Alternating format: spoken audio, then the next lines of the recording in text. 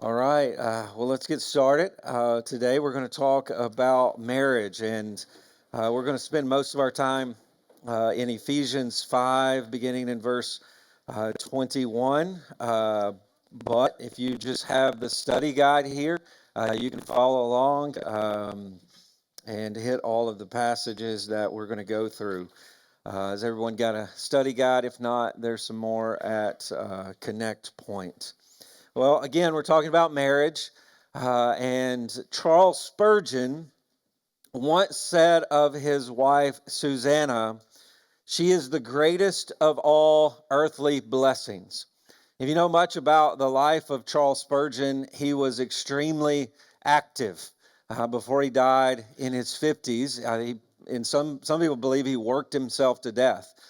He taught, he preached almost every day of his life, started a college, was involved in orphan care, and preached to thousands upon thousands every Sunday. And he knew to accomplish the things that he needed to accomplish as a pastor, he had to have a wife who was a great helpmate. And his wife, Susanna, was that, to the extent that he would say, she is the greatest of all earthly blessings to me. And I, without hesitation, would say the same thing about my wife, Danae. As many of you know, we have been married. We will have been married this August 27 years. I know we look so young and people can't believe that sometimes, but yes, we will have been married 27 years. We met 28 years ago on a Bible college campus. We went on our first date on October 17th, 1997. And I've said before, the only reason I remember that is Peyton Manning played his last game against Alabama the next night, and Tennessee won 28 or 38 to 21, and that was his last game against Alabama, and we won convincingly. And I just remember I went out with Danae that Friday night, watched the game with my friends on Saturday night, and talked about her the whole time. And I was 20 years old at that point. No, yes, I was 20 years old at this point, and I knew that was the person I was going to marry. And I remember how odd that was to my friends from high school, talking about that as we watched the game. Like, you're not getting married this young. There's no way that that's going to happen. And it was less than a year later. We were married on August 1st, 1998. And again, she is the greatest of all earthly blessings. I can't imagine my life without her. Anything that I have been able to do that is good in this world, whether it comes to parenting or ministry, is largely dependent upon her. And I'm very thankful to God for her. And I love marriage. I love my marriage. I'm thrilled that I'm married to this person, and I get to experience the joy and delight of marriage to her. But I do want to say to you, marriage is not easy. Sometimes before you're getting married, the sort of pre-marriage state, the feelings and emotions, they deceive us into thinking, well, marriage is going to be easy. I love this person. Why would not waking up every day with this person just be a breeze and a delight and happy, happy, joy, joy all the time? And yet, I think that first week of marriage, a lot of times guys are like, whoa, what did I get myself into? Like, I'm going to be with this person for the foreseeable future until I die and she dies. And we're overwhelmed with that responsibility. And the difficulty just kind of smacks us in the face. And we forget, or we don't understand how hard it is to fight through that, and the sacrifice and commitment it'll take for your marriage to last. And so, as we talk about that today, first of all, I want to have a good, clear definition of marriage for you. And the first, as we move through the worksheet there, you'll notice the definition of marriage that we have and that we go by here at our church. Marriage is a holy covenant before God between one man and one woman, whereby one man and one woman commit before God to become one in every way. You promise to become one in every way, physically, spiritually, and legally. And so when you say your vows, on your wedding day. By the way, you're not just having a wedding, it is a covenant ceremony. And those vows, first of all, before God and in the sight of witnesses, bind you together. You are no longer a distinct individual. Before God, you are one, literally one flesh, in a one flesh covenant relationship. And we have to also understand that marriage is about the gospel. And so notice next, marriage and the gospel. As the man and woman embrace their distinct roles of husband and wife, this one flesh covenant relationship is meant to witness the gospel. The husband displays Jesus' love through a self giving, unconditional commitment to his bride, and the wife displays the church's trust in Jesus as she intentionally places herself under her husband's leadership and submission. And so, marriage is a covenant. Marriage is also about the gospel. It's not about you. It's not about your wife. It's not about your kids. It's not about some sort of cohabitation business partnership. It is about the gospel. You have made a covenant commitment to display the gospel in your marriage. And this directly affects the church. Sometimes we talk about marriage here, and then through accountability and discipleship, we kind of get in the trenches with one another when it comes to marriage. To an extent, it becomes uncomfortable to some people. Some folks think, well, my marriage is my business. Um, and it's not. It's, first of all, God's glory is at stake, and the church is meant to uphold God's glory through witnessing the gospel. And so, your marriage, if you are a member of our church, is your church's business. We have a responsibility to walk with one another through the difficulty and joys and success of marriage. And why is that? Notice, for our church to be healthy, our marriages must be healthy. Marriage is a picture of the gospel, and each marriage in our church is to witness the gospel. Our church, a church with a low view of marriage essentially has a low view of the gospel. And so your marriage, your relationship with your wife, your commitment to her is essential for our church's gospel witness in this community. That is one of your mission commitments or your witness commitments, is to love your wife as Christ loved the church, so that our church would have a faithful, healthy gospel witness in our community. And so those things go together, and we have to understand that. And that's why we're here today as men, to take seriously this covenant of marriage and to work together on our marriages for the sake of the gospel and for the sake of our church's witness. And so, where did marriage come from? Well, we've talked a lot about how God and why God created Adam in his image. It was to take dominion. It was to subdue chaos. We talked about how he was created to protect this place in the garden where him and Eve knew God personally. It was his responsibility to subdue chaos there and protect that place, first and foremost through his obedience. And when he disobeyed, chaos ensued, and it affected his wife, and it affects us still today. But Adam could not fulfill his responsibilities apart from marriage. Think about this. He was called to take dominion, and part of that was to be fruitful and multiply and fill the earth. And he can't do that. You can't do that apart from marriage. You have to have a wife, and God puts them together, not just in this sort of casual relationship, but they are bound together in the institution of marriage, the covenant of marriage, so that they are committed to one another and they fill the earth in this way. And we see in Genesis chapter 2, verse 24, therefore a man shall leave his father and mother and hold fast to his wife, and they shall become one flesh. And we understand before Eve was created, as God is creating things, at the end of every day, it's good, it's good, it's good, it's good, it's good. I think that's 6 times. And then on the seventh, sixth day, when Eve is created, he says, it is very good. And so the world and Adam is not complete until Eve is created.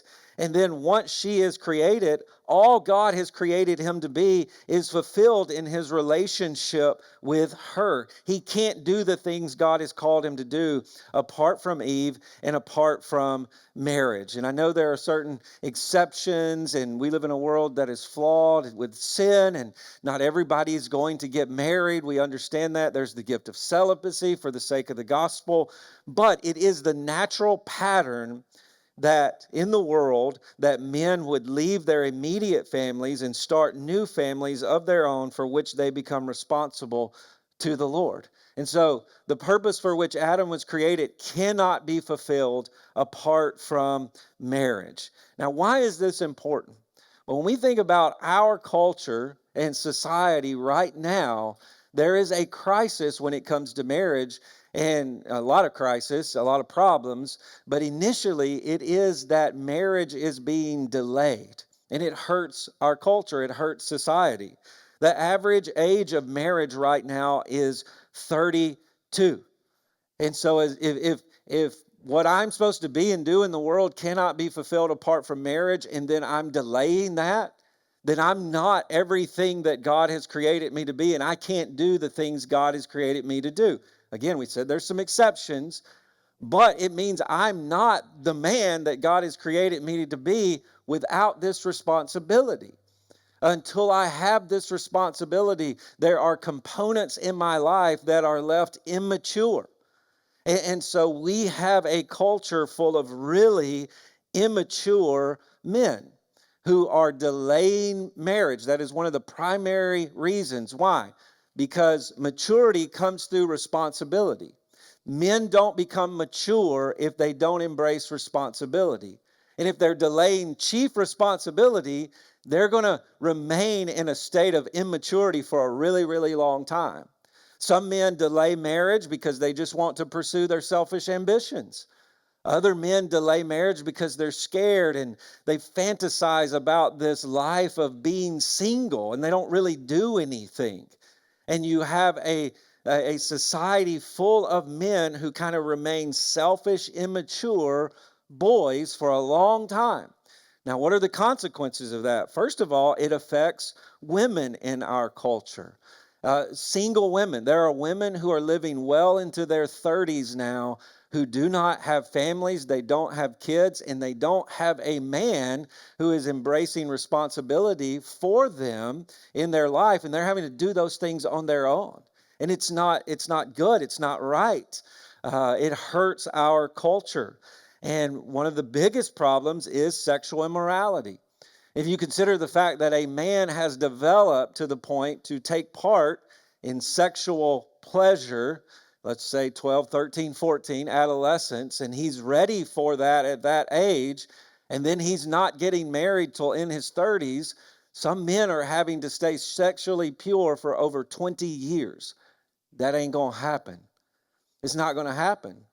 And so sexual immorality is a part of this crisis in our culture. And it affects women because they simply become objects of sexual desire.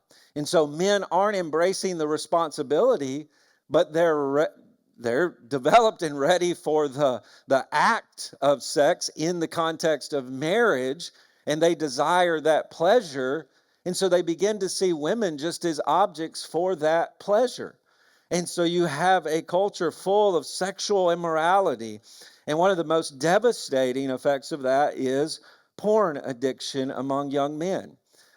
Because they're immature, they haven't embraced responsibility, they desire these things. The easiest way to fulfill those desires is through porn.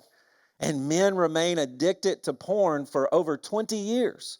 And then that feeds into marriage because we are fools to believe that all of a sudden we're going to get married and the porn addiction is going to go away.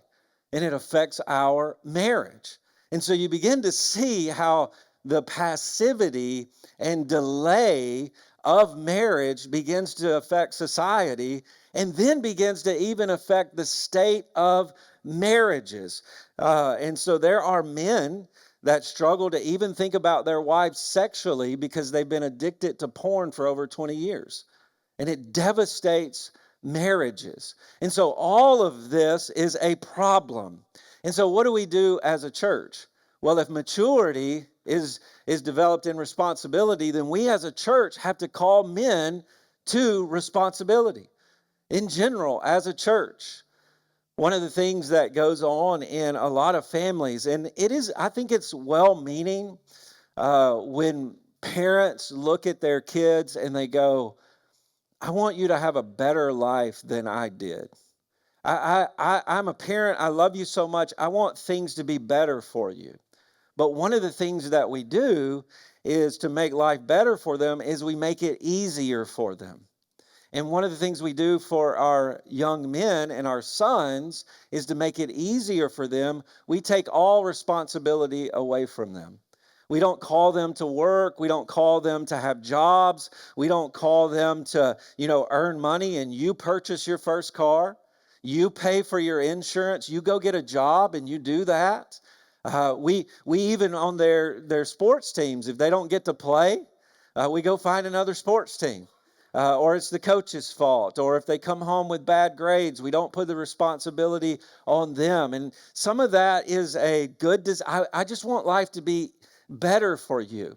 But for life to be better for them, you can't make it easier. And so we have to challenge young men in the context of our church to take responsibility. First of all, in the context of the church, just serve the church. Bear responsibility, lead things, step out, embrace inconvenience. And then in our homes, it is up to parents to engage this crisis of delayed adolescence and how marriages, you have to raise your kids to get married. Like that's got to be we put a lot of other priorities and good things, education and all of those things as priorities for them. And we teach them to do those things with excellence. And you should. But we push those things in front of marriage. And so they pursue all of those things. And then all of a sudden they're well in their late 20s and 30s. And here we are. This delayed responsibility, this extended adolescence. And I see that changing in the context of our church. And I think it changes in churches where there's a culture that just loves marriage. We love marriage and we want to embrace the way God has designed us as men and women. And in the context of our church, our kids grow up saying, I want to get married. Marriage is a great thing. I hear about it at church. I see it at home. And I see that changing here. But we have to call men to embrace responsibility. This is how they will become mature to pursue marriage. You should call your sons to work hard, pay their own bills, and get ready to be a husband. There's nothing wrong with that.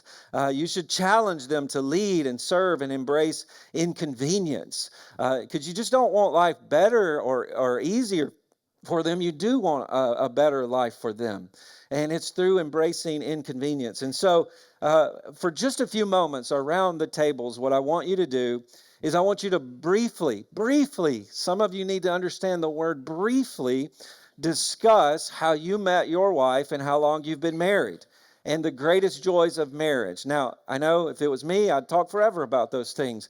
But briefly, try to have a conversation where everyone at the table talks. And then if you're a single guy and you have questions about pursuing marriage. Now, married guys, don't bully the single guy and make him feel horrible that he's not married yet. But maybe have questions about marriage. What does it look like?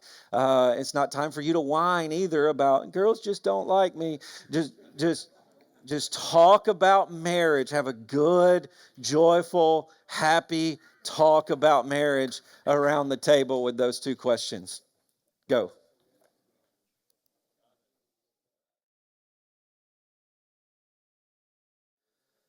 All right, we're going to continue. I turned 21 the summer that I got married. How many of you got married before age 21? Raise your hand higher. Okay, good. I can see. Well, I should have my glasses on. That's my fault. Now I can see you. Okay, good.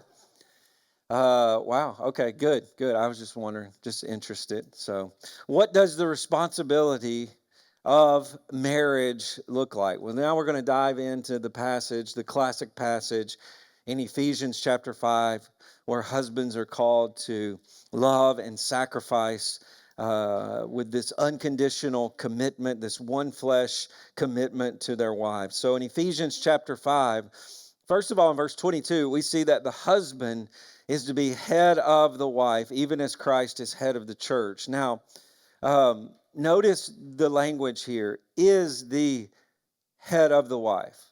It doesn't say become. It doesn't say should act like. It doesn't say should choose to be. You already chose to be when you got married. You are head of the wife. And the word head means authority or source of authority. And ultimately, you are leader of your wife. In the same way, Christ is head of the church, his body, and is himself its Savior.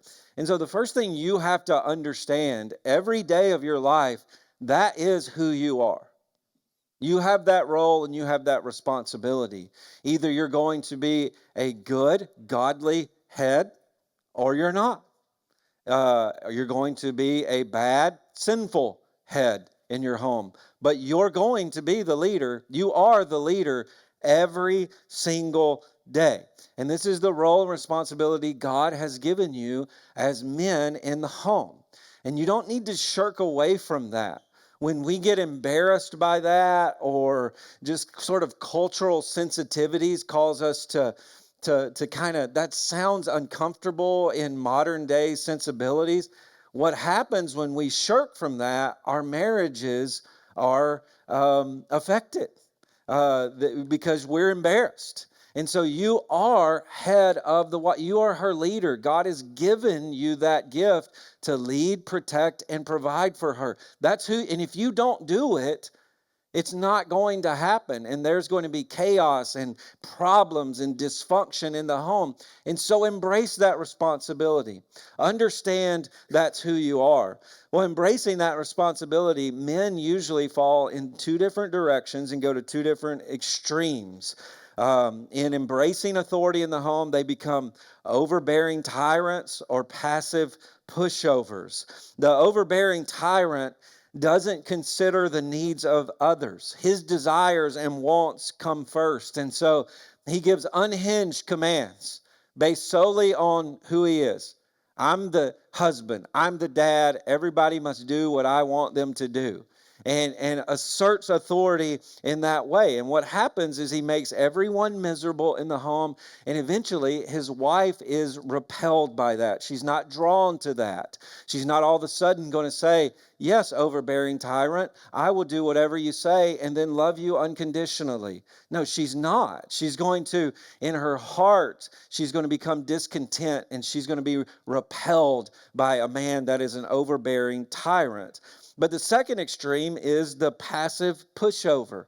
Just again, we go, oh, that sounds weird in our culture. I shouldn't take authority and leadership in the home. And so I should step back and make sure everybody is happy. And what happens when we try to make everybody happy, nobody's happy. Because there's no leadership and direction that is supposed to come from you in the home. You don't want to rock the boat. And ultimately, everybody is just kind of miserable. And then everyone is choosing. Your kids are choosing things that are not good for them. And your wife is having to take responsibility that's not good for her, and then begins to assert herself in ways that God hasn't designed her to assert herself. There's kind of a ringing. I don't know. Do you hear that? Is that just me? Okay. Again, I can't see, and now I got ear problems. So she begins to assert herself in ways that she shouldn't. And what the passive pushover does is he kind of sits around and pouts that no one listens to him and no one respects him. And it's ultimately your fault because you're not embracing leadership. And so very quickly, in light of these two extremes, we have to consider the way Jesus uses his authority. Jesus isn't an overbearing tyrant. So I want to be clear, that's not the sort of leadership we're talking about in the home. But also, Jesus isn't a passive pushover. He embraces difficulty for his wife, the church, the bride of Christ. He directs her. He's authoritative, and he's not pushed over. And so, what is this love in the home defined by? In verse 24, the church is to submit to Christ. So also, wives should submit in everything to their husbands. Why? Verse 25, because the husband is commanded to love your wives as Christ loved the church and gave himself up for her. And I want just for a moment, love your wives as Christ loved the church. That's a command. And I want you to think about that command. It's easy for us to get distracted in all the other things that I'm supposed to do for God. All the other things I'm supposed to do because I'm following Jesus. Good things. But this is the first and primary command in a husband's life. And it is the most weightiest command in all of Scripture. Love your wife as Christ loved the church. I don't know of a greater responsibility that could be given to men. And I don't know of a greater responsibility and command that could be given to men that could be more better and beneficial for the wife. That you would love her as Christ loved the church. And so let that settle in and consider what that looks like in your life. And I would guarantee all of us right now in this moment, if you feel the weight, you go, man, I'm not there. I couldn't, that's difficult, that's hard, that's just out there. And so what does it look like? Well, first of all, understand that love is a commitment to another person's good no matter what it costs you. That is the tightest definition I can come up with for love after, 25 years of ministry trying to define what love is. It's not a feeling.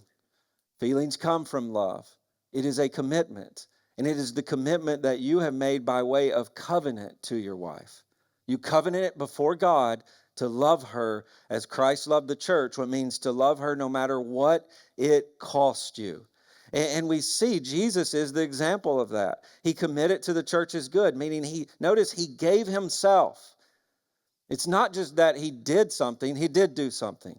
His commitment is to the church, he gives himself. I'm yours. I'm his bride.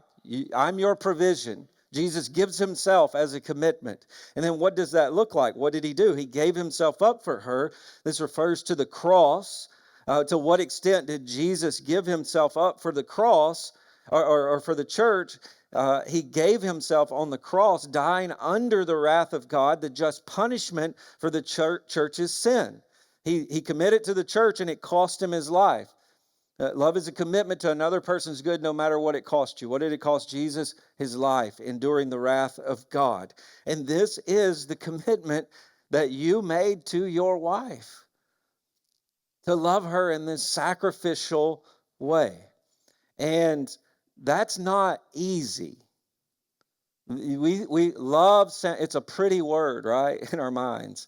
Aesthetically, love and all these beautiful things come to mind. We think easy. It's not easy.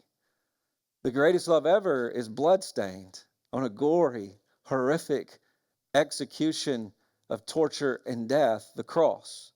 And so your role in your marriage is going to be hard. This is the most difficult thing for me to get across to men is whatever the problem is in front of you and your wife's greatest need, it will require inconvenience of you.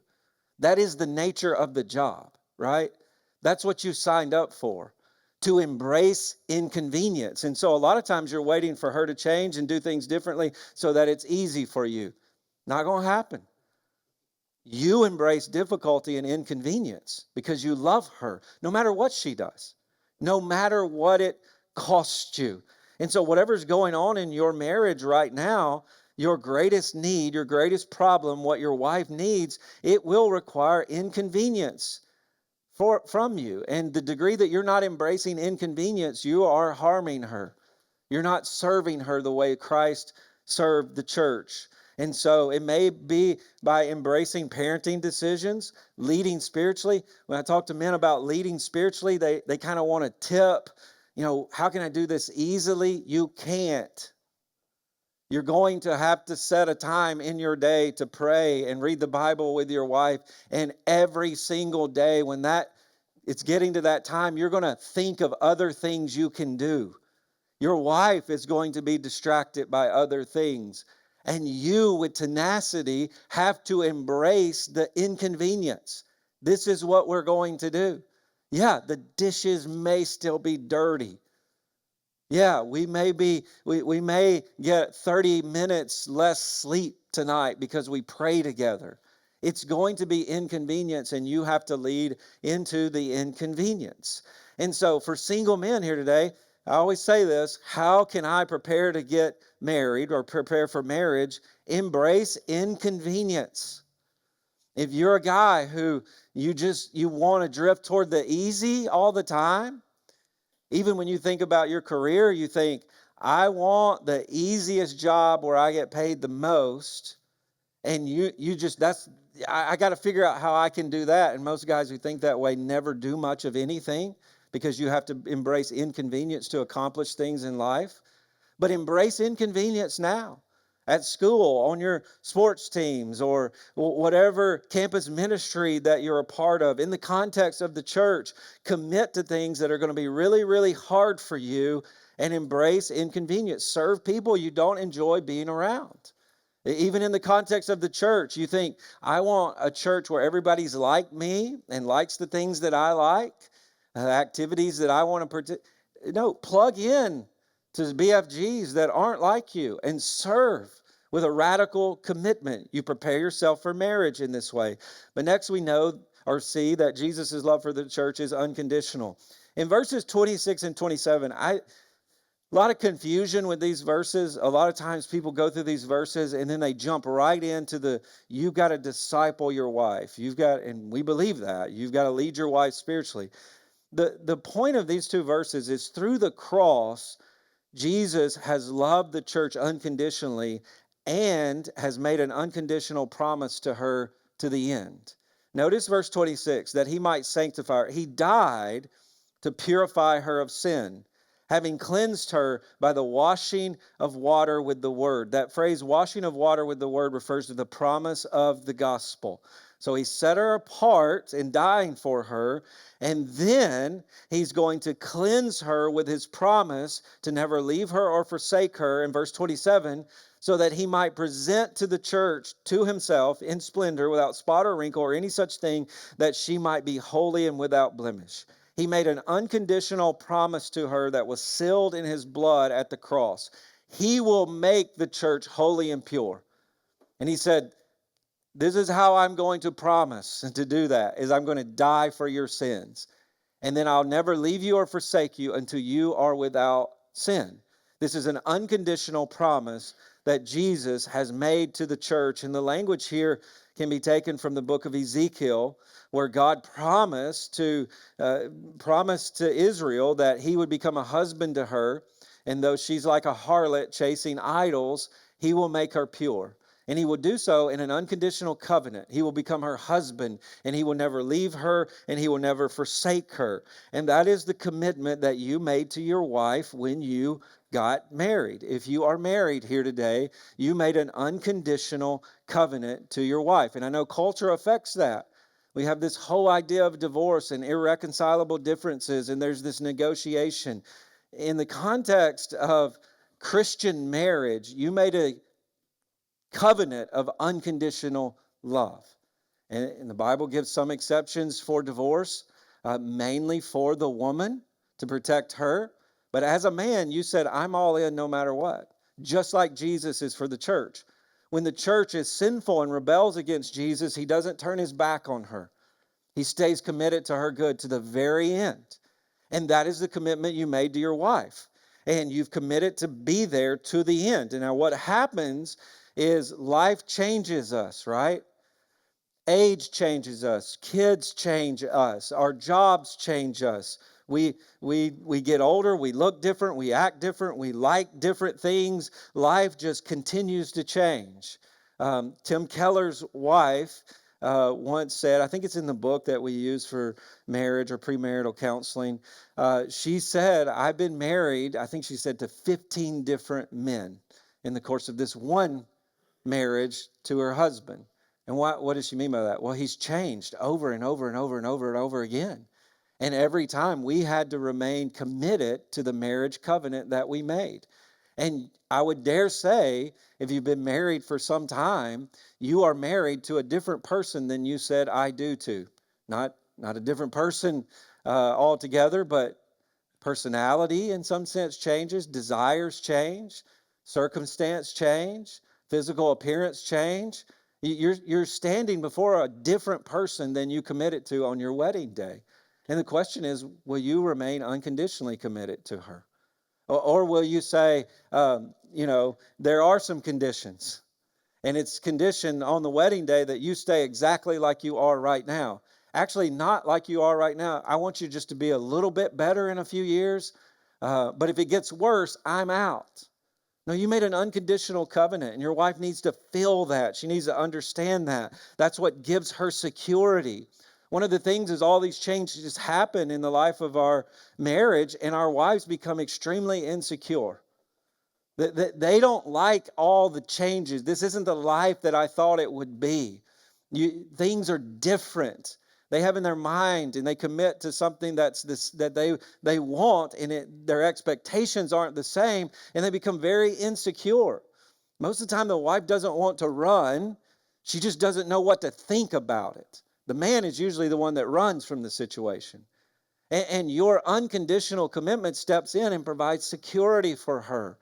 And so you're to be committed to your wife in this unconditional love. And single men, one of the best ways that you can cultivate that in your life is all the areas of commitment that you have, don't bail on them.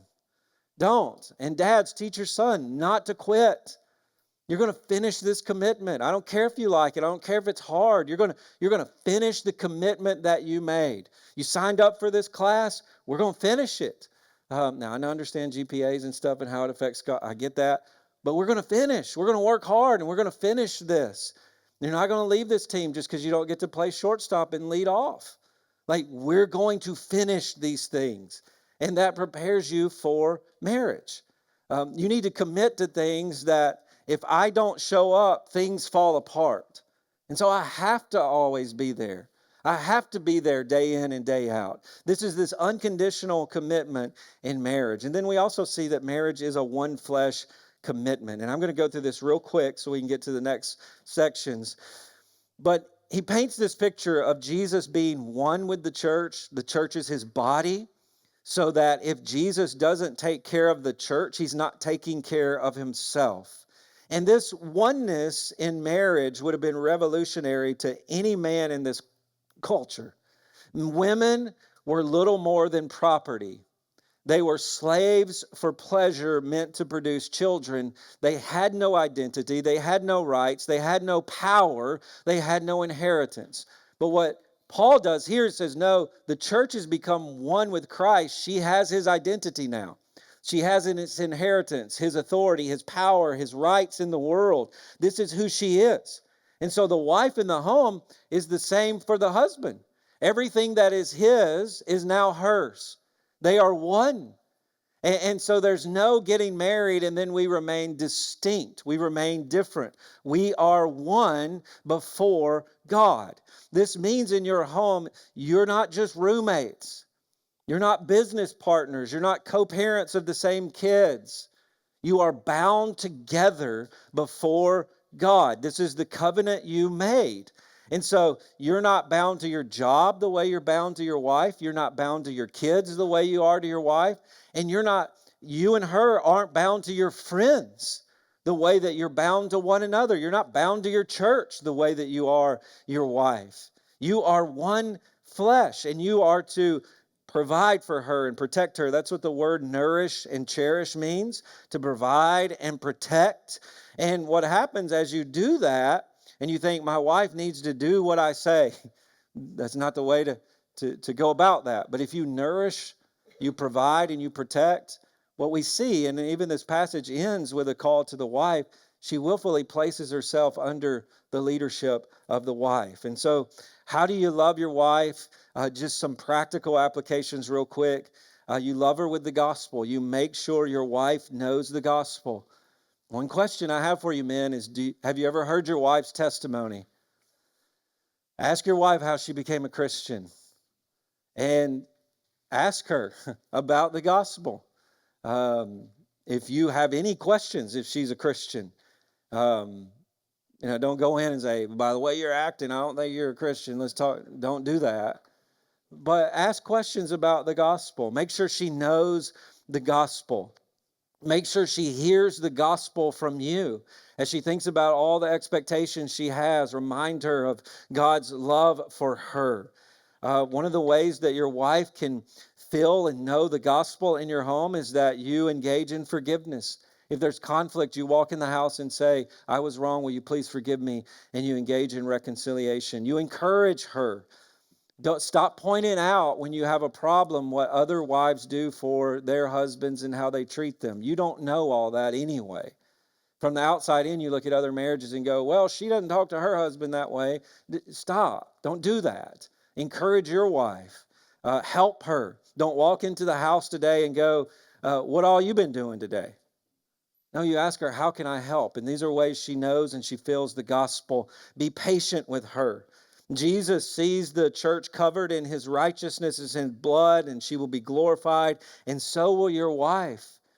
You want a perfect wife. You want her to be all the things you want to be now. It's not going to happen.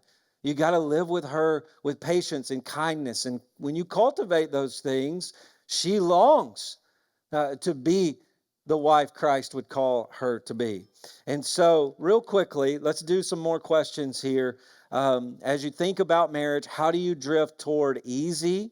How do you drift away from inconvenience? What are specific ways you think that a wife should experience the gospel in the home through the man's leadership? And then maybe talk about couples that you've seen the gospel reflected in their marriage, in their life. And then for single men, ways that you can embrace inconvenience. I know there's a lot of questions there. You may pick one or two and just have a discussion for a few moments at your tables at this time.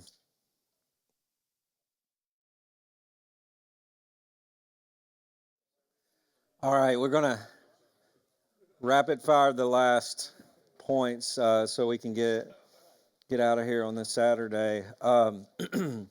As you think about your marriage, I think one very important idea that we talked about in the beginning is that your marriage is a reflection of the gospel, is to be a reflection of the gospel. This means that your primary witness in the world is through your marriage. You can't be a good witness for Christ if you do not love your wife as Christ loved the church.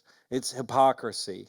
You may go out and share the gospel with thousands of people, but if you disregard your wife and you kind of leave her in the dust and you don't care about her and you're not kind to her and the world doesn't see that you love her, specifically your kids, that is hypocrisy. And that's what Paul does here in the last section of this Ephesians passage in verses 31 through 33. He takes us all the way back to the beginning. And the question is, why did God create marriage? Well, ultimately, it was for this mystery that is the gospel.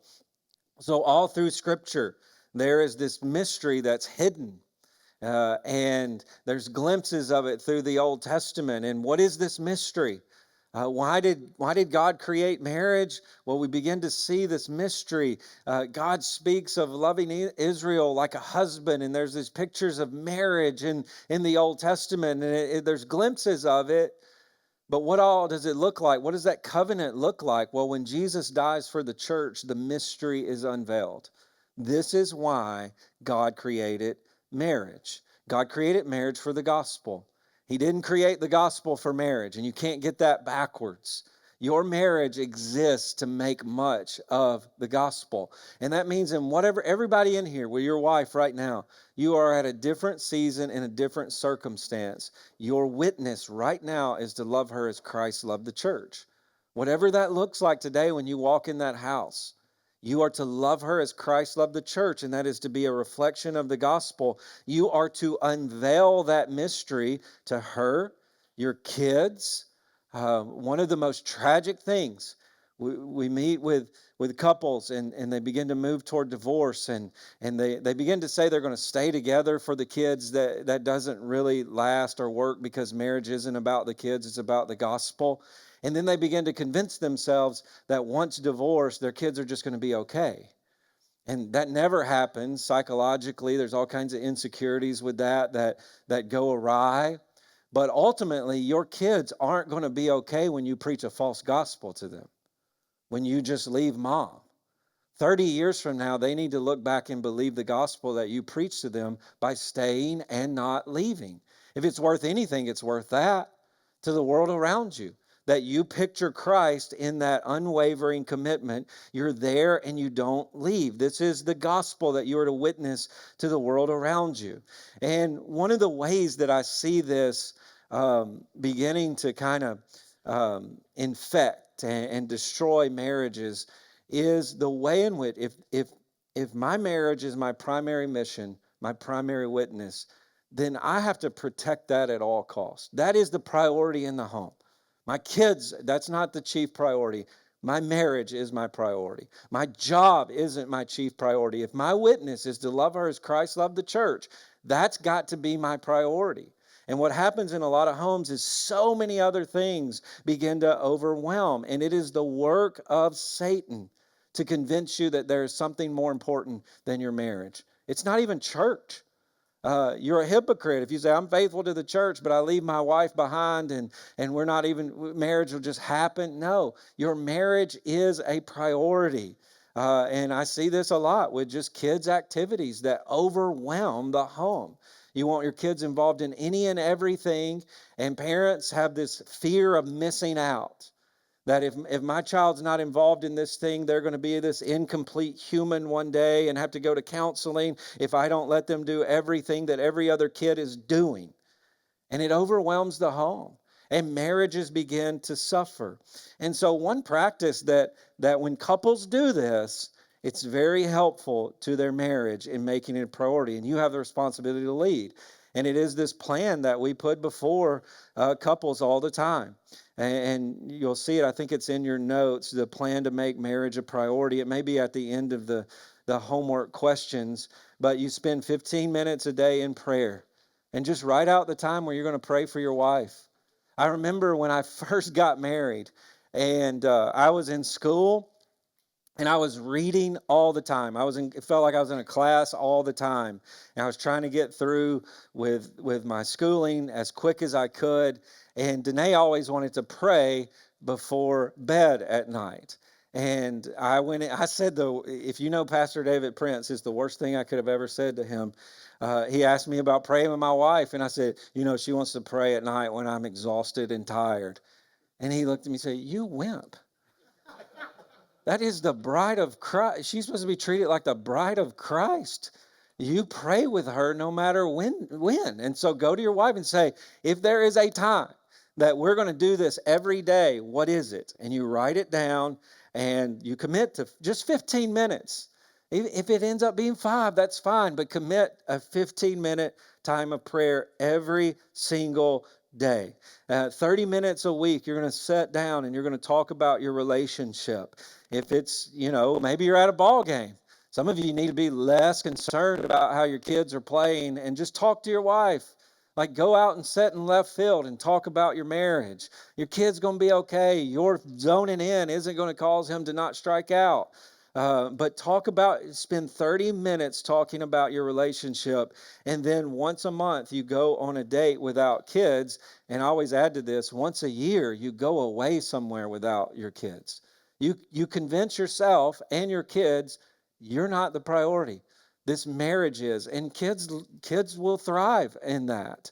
But make your marriage your priority in those ways. And so we're gonna cut it short and not do our last group of questions there. But I would say, make sure as you think about your small groups, maybe you missed a time this semester. We're gonna take off, I think, June and July.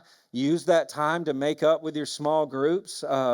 If you missed a session meeting with them, I know our small group, I think we've met 2 or 3 times, but this last time, I forgot to schedule the meeting and thought, and John and I, we always get our channels crossed, and I forgot and he forgot, and we didn't schedule our meeting this week. And so we got to make that up over the summer. But in your small groups, get together this summer, do things, spend time together, maybe review some of this, really tie that accountability together this summer.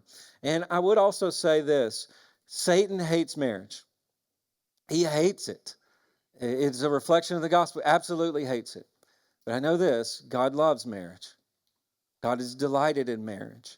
And if you have a desire to make your marriage good and healthy, He will be with you in doing that. You got to trust Him, and you got to lean into that. And there's a lot of grace in it. And it's grace that I believe leads to joy. God didn't make marriage, some of you believe this right now, to make you miserable. And He didn't give you to your wife to make her miserable. Uh, there is the gospel, and there's great joy in that. And so let's work hard together. Let's lean into God's grace and His desire to make our marriages good and healthy. At this time, Clay's going to come sing, and we'll be dismissed.